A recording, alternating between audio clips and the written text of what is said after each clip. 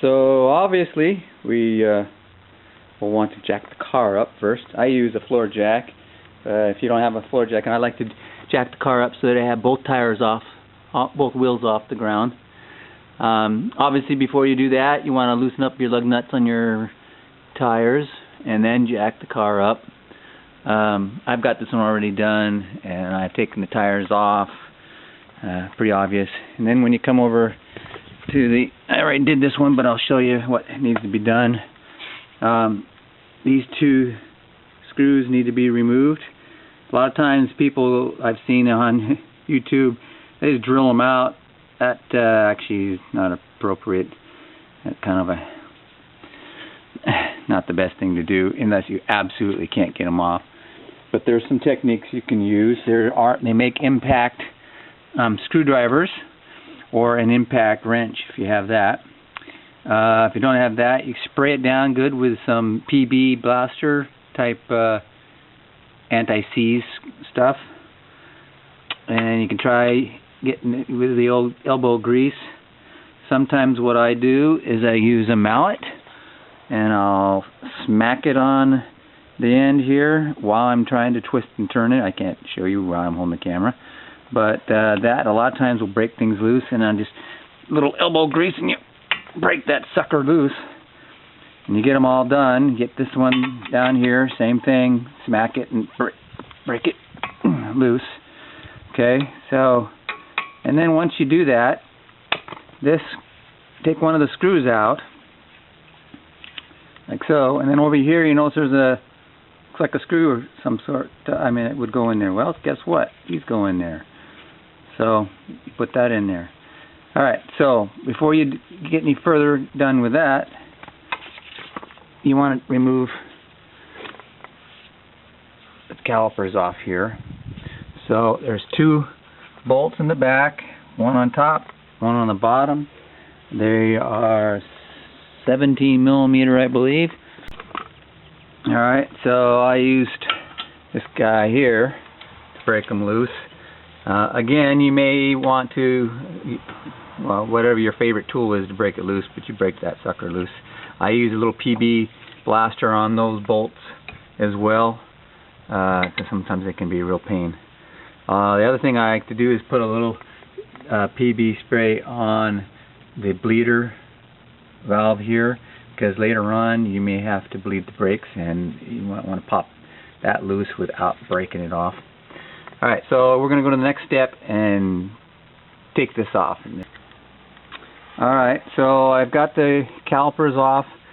I've got it strapped down with just a little piece of wire here hanging up in here on the shock, and make sure when you hang it off the edge here that you don't put any stress on your brake line. So just get it kind of out of the way, and then you can take your rotor off. So this rotor actually has already been off, and I've already had it turned. It's nice and pretty clean, but for demonstration purposes I'm showing you it again. So take that guy off there, you screw this screw in, and as I turn that in, it's going to break this loose. And another thing you can do, there it goes. So sometimes you can pop it a little bit with the rubber mallet and take it off that way. Anyway, that just comes right off, slides out real easy. And then you can take these down to your local, like Napa or one of those places, a lot of them. If they've never been turned before, there might be enough meat on them, and you can have them turned, and it's like $15 each. Otherwise, you can go and buy new ones. New ones are going to cost you anywhere from $50 to $60. So that's it. It's pretty simple, not real difficult to do that part. The next step is we'll start replacing the pads, and I'll show you how to do that. First thing you got to do, obviously, is take them out, and they just pop out real easy, just like that. Pull the old one out. Look at this slick, man. And yeah, same with the other one. Some little retainer springs in there. I recommend that you buy a whole new kit of all the springs and metal anti-squeak things like this. buy the whole kit. It's worth it. So anyway, I'm going to go ahead and do all that, take that all apart, and then I'll come back. Okay, so then the next thing we're going to do is remove these little metal clips down inside here. If you can see them or not. They're going to pop out. Make sure you watch the orientation, how they are in there. The old one should just pop right on out of there. Just like that. You're going to replace these anyway with the new ones. Do the same thing on the other side, the bottom. Pop that baby out of there. I can't do this with one hand, so I'm going to go ahead and just do it and come back. Okay, the clips are out. Next step here is actually you need to compress the drum in here back all the way flush. The way I do that is I usually get a piece of wood, a flat piece of wood, and lay it inside here. Then I use a C-clamp, and I clamp from the back to the front here and start squeezing it and slowly pushing it, compressing it back in. Now, before you do that, though, you might want to come up to your master brake cylinder. Back here, open this guy up, and then leave it open a little bit because it's going to bubble out.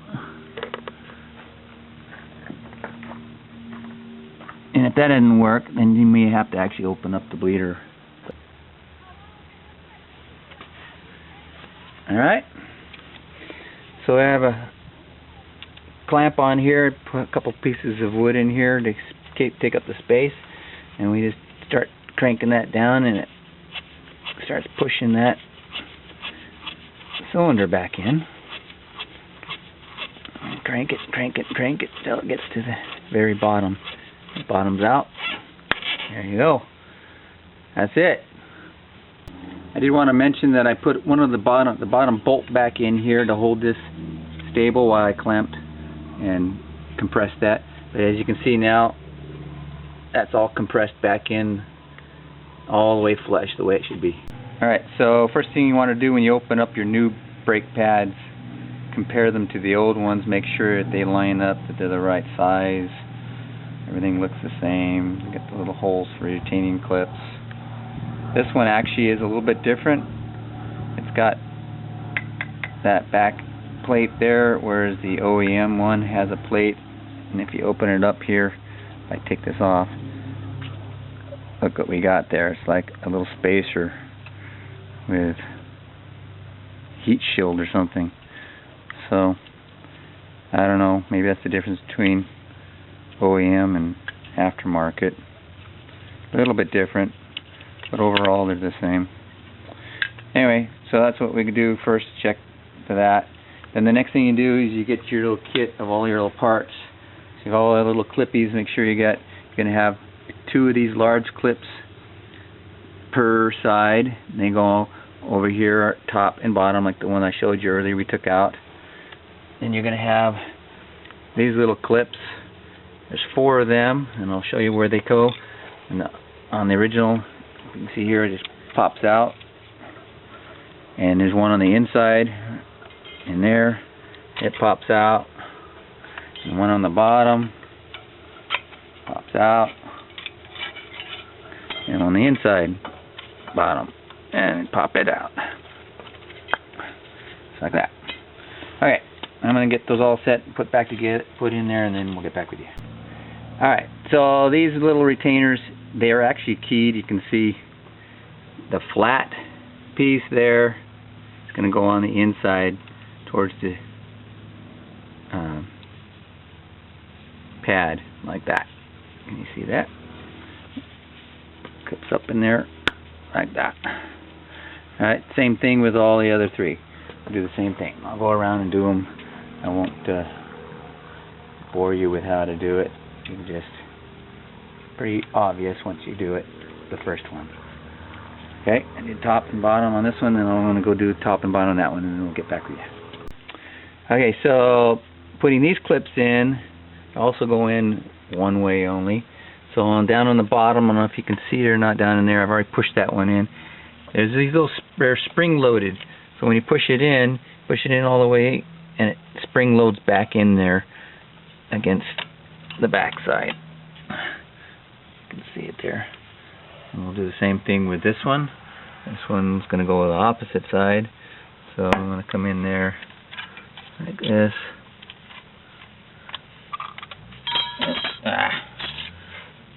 You gotta have dexterity here.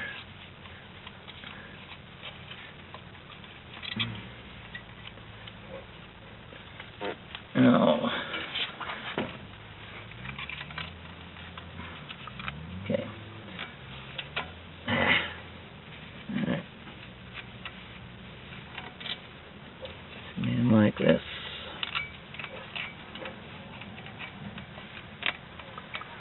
Alright. Push it down flush, and the little spring will hold it back in there. Alright, that one's done. Now we're going to put the pads back in. We'll get back with you. Alright, so one of the things I forgot to tell you is we need to bring the caliper back out again. So an easy way to do that is just take the clamp and just squeeze it in there and move it back to where it's on the outside. Bring them all the way back out there. You can kind of see over here on this side where it kind of bottoms out right in there. So, alright, that makes it a little easier to get the brake pad in. The next step is to actually put the pads in there, and they're kind of a booger to get in because you've got these, they're going to sit like this, and you've got to put these new retaining springs in like this. The one on the bottom,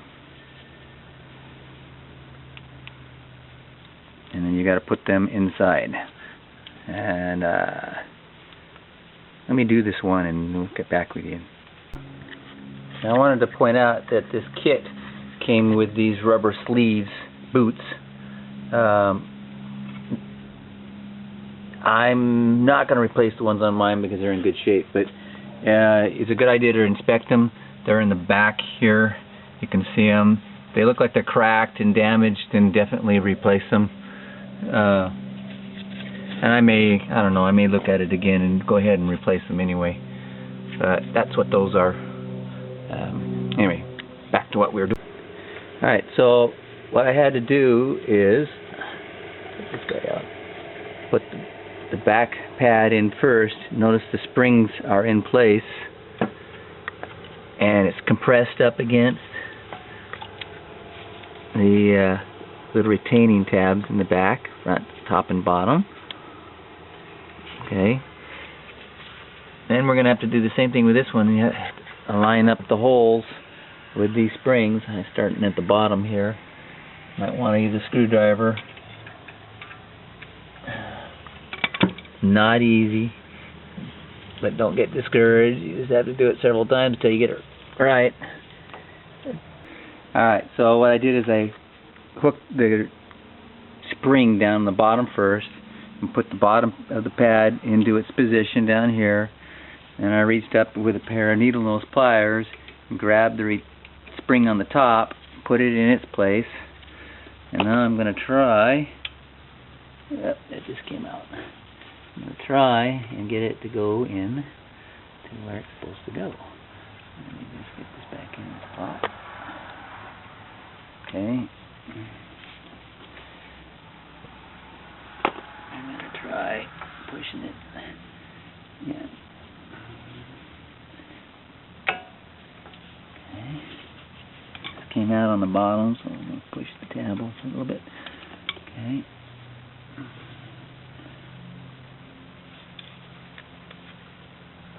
Alright. Slide it back here. Push it against the back spring retainer. There you go. Pop in, baby. Alright. Make sure they're equal on each side. The other side is not popped out. Look down on the back side. Make sure it's not popped out. Okay, they're in. Alright, so we have the brake pads in place. You want to make sure that they're completely flush with the caliper edges. So, and completely compressed out wide. And then we're going to carefully line it up with the rotor. Get it to go on like that. And line it up at the top and bottom. There they go. And then you take one of these 17mm bolts, put it on the top, kind of rotate, jiggle it around until you get it in place. Tighten it down just like that. Whew. Okay, and then you get one on the bottom. Do the same. And I have to just jiggle it back and forth till you find the thread. There we go. Alright. Alright, and you'll tighten those down nice and snug. There's a torque value for them. Maybe I can look it up. Otherwise, I mean, you can Google these pretty quick to find out what the torque value is if you have a torque wrench. Otherwise, you put it down pretty tight.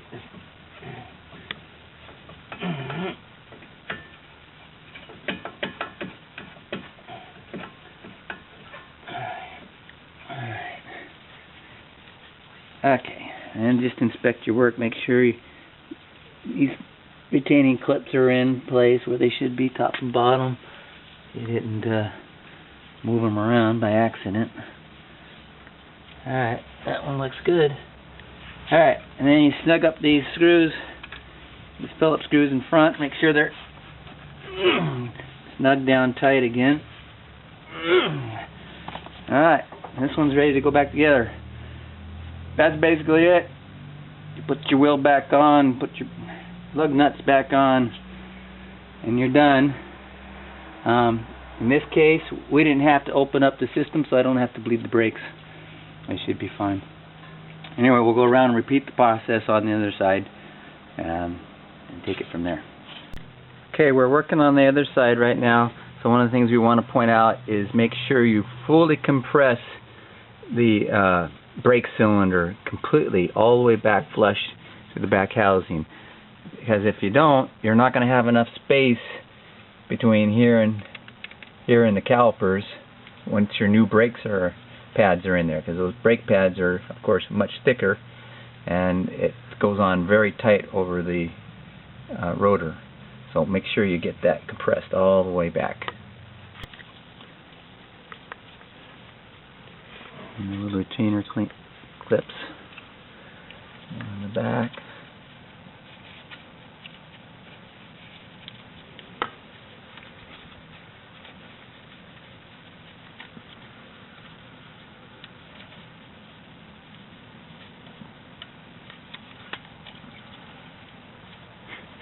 Oops.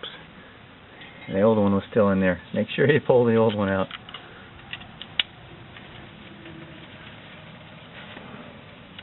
Pull the one back now. It's cleaned out. Okay.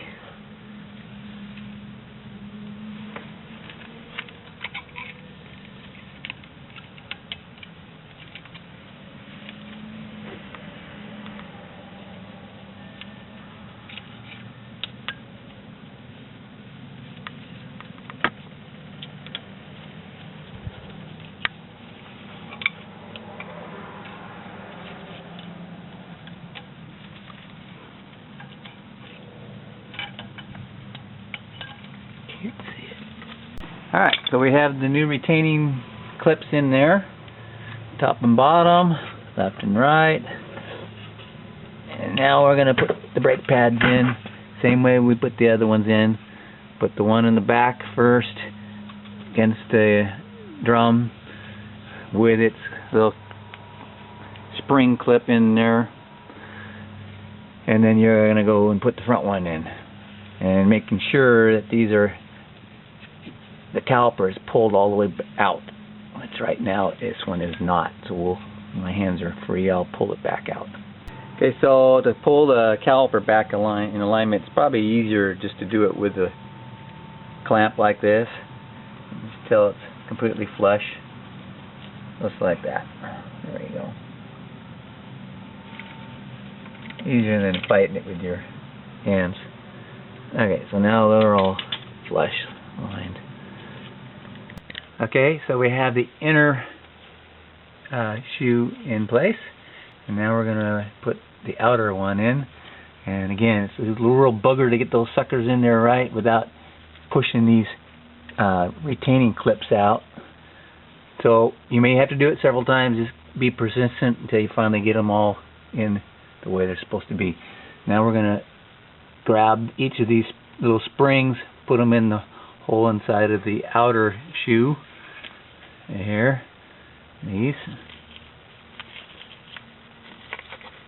And carefully do the same thing. Shove it into the little retaining holes. So, back with it. Alright, so now we have the second one in place. We put the spring on the bottom first, and then pushed it down inside the clips down in here.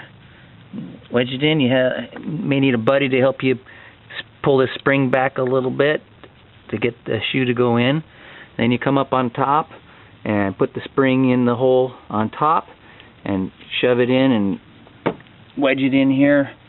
Push this little retaining clip back with a screwdriver, and in it goes. So there you have it. Make sure they're pulled nice and wide across on each side so that when you put it back on the rotor, it will fit. So next step is putting the rotor. Putting the rotor back in place. Alright, notice I have the calipers in place. They're not tightened up, I'm just holding them. And then we're going to put the bolts in on the top and then on the bottom. Okay, once the 17mm bolts are snug, hand snug, and you tighten them down tight, we have this handy dandy combination wrench we'll use. Righty tighty. In this case it's counterclockwise because we're on the other side of the car. Just one towards nice and snug, and then go down to the bottom, do it.